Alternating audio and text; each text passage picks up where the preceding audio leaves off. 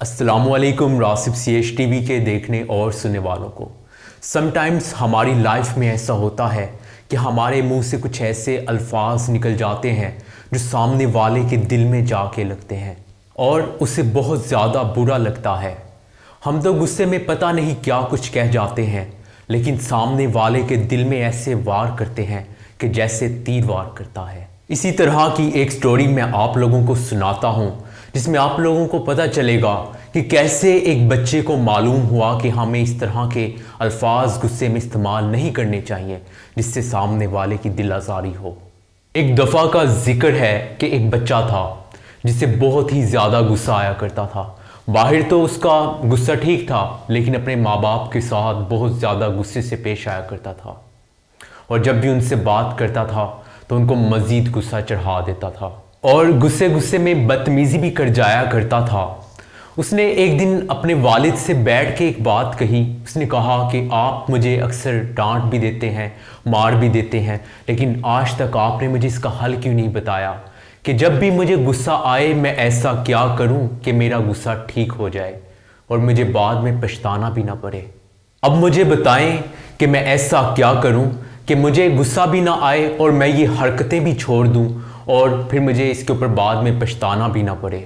اس کے بابا نے کہا، یار میں تمہیں کچھ کیل دیتا ہوں، جب بھی تمہیں غصہ آئے تو یہ جو کیل دیے ہیں تمہیں، باہر جو درخت لگا ہوا ہے اس میں ٹھوک دیا کرنا۔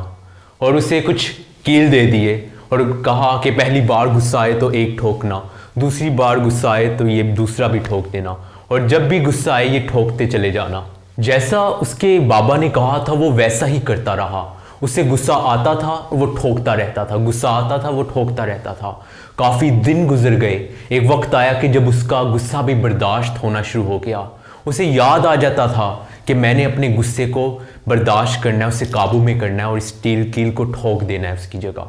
دوستو، کافی دنوں کے بعد ایک دن ایسا آیا کہ اسے غصہ نہیں آیا۔ اس دن وہ بہت حیران ہوا اور حیرانی میں اپنے والد کے پاس گیا اور بابا کو جا کے کہا کہ بابا آج تو مجھے غصہ بھی نہیں آیا، ایسا کیوں ہوا؟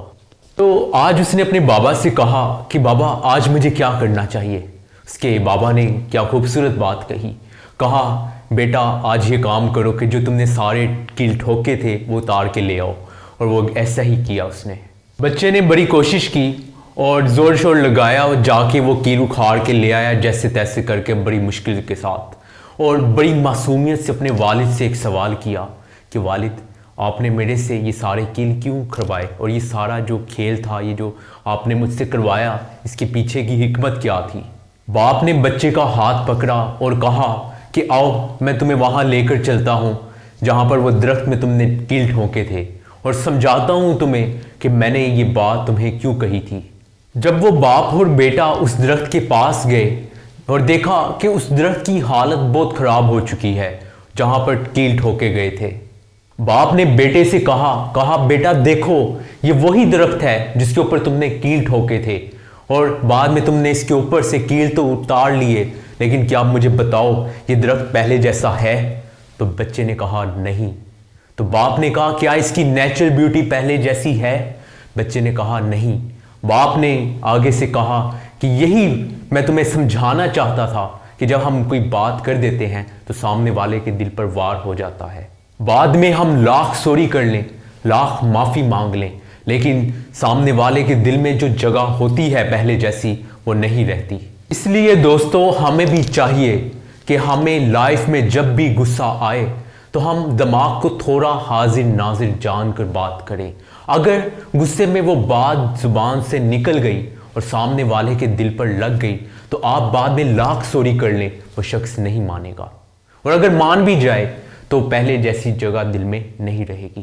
دوستو اگر آپ چاہتے ہیں کہ میں اسی طرح کی ویڈیوز سے آپ کو انسپائر کرتا رہوں تو میرے چینل کو لائک کریں، شیئر کریں اور سبسکرائب کریں۔ اسی ویڈیو کے ساتھ مجھے اجازت دیں۔ اللہ حافظ۔